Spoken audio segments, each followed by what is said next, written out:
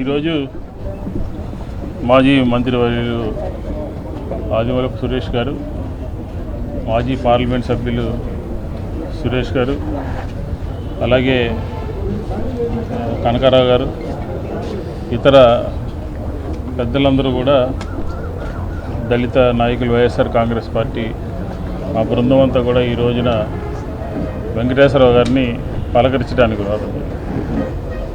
మే మాసం అంతా కూడా విజయవాడ నగరంలో పౌరులకి రక్షణ లేకుండా పోయింది. ఆంధ్రప్రదేశ్లో ఉన్నటువంటి 4500 పోలీస్ స్టేషన్లు అన్నీ కూడా ఇదే తీరున ఉన్నాయి. మనం ఈ 2 సంవత్సరాల్లో జరిగినటువంటి సంఘటనల్ని ఒకసారి మననం చేసుకుంటే విజయవాడలో ఉన్నటువంటి పోలీస్ అధికారులని కూడా సస్పెండ్ చేసి అక్రమంగా కేసుల్లో ఇరికించినటువంటి పరిస్థితి. అలాగే వైఎస్ఆర్ కాంగ్రెస్ పార్టీకి సంబంధించినటువంటి నాయకులందరి మీద కూడా సోషల్ మీడియా వారియర్స్ మీద 800 మీద అక్రమ కేసులు పెట్టి 50-60 మందిని రిమాండ్కి పంపించారు. మరి కృష్ణలంక పోలీస్ స్టేషన్లో జరిగినటువంటి లాకప్ డెత్తో పాటు ఆ కృష్ణలంక పోలీసులు చేసినటువంటి హెరాస్మెంట్కి, చేసినటువంటి దౌర్జన్యానికి, చేసినటువంటి ప్రోత్సాహం చేసినటువంటి హింసకి ఎవరు బాధ్యత వహించాలి అని చెప్పి వైఎస్ఆర్ కాంగ్రెస్ పార్టీ అడుగుతూ ఉంది. పౌరుల యొక్క హక్కులు ఆంధ్రప్రదేశ్లో హరించబడతా ఉన్నాయి.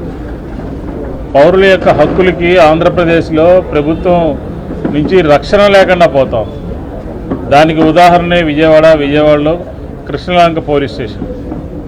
కృష్ణలంకకు చెందినటువంటి సాయి కృష్ణ, అలాగే పకీర్గూడెం సంబంధించినటువంటి క్రాంతి కుమార్, అంటే ఎటువంటి ప్రవర్తన ఉన్నా కూడా సత్ప్రవర్తన కింద మార్చుకుని దారిలో పెట్టాల్సినటువంటి, ఫ్రెండ్లీ పోలీసింగ్ చేయాల్సినటువంటి పోలీసు యంత్రాంగం విజయవాడలో పోలీస్ స్టేషన్లోనే చంపేసి, కాల్చేసి, ఆనమాలు కనపడకుండా చేసింది అని అంటే ఇది క్రిమినల్ యాటిట్యూడ్ కనపడుతుందా లేదా అని చెప్పని అడుగుతా ఉన్నాం.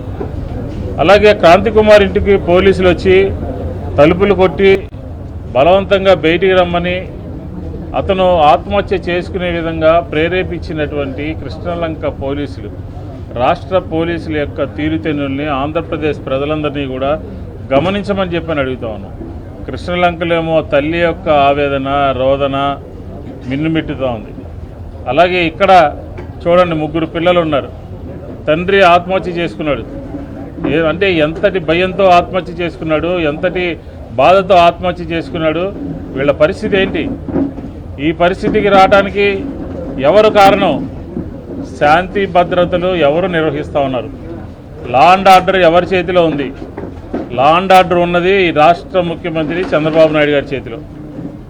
చూడాల్సినటువంటి బాధ్యత, సక్రమంగా నిర్వహించాల్సినటువంటి బాధ్యత, లాకప్ డెత్లు జరగకుండా చూడాల్సినటువంటి బాధ్యత, పోలీసుల హెరాస్మెంట్ లేకుండా చూడాల్సినటువంటి బాధ్యత, ప్రశాంతమైనటువంటి వాతావరణం ఉండాల్సినటువంటి బాధ్యత ఎవరు చూడాలండి?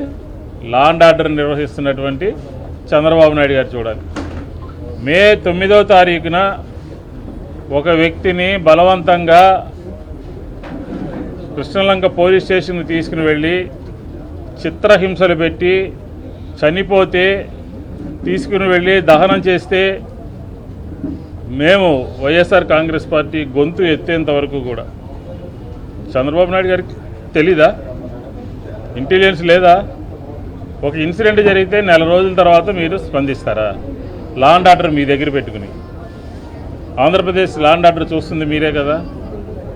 మే 21వ తారీఖున క్రాంతి కుమార్ ఆత్మహత్య చేసుకుంటే కనీసం ప్రభుత్వం నుంచి, కనీసం వాళ్ళ పార్టీ నుంచి, కూటమి నుంచి ఎవరైనా వచ్చి పలకరించారా?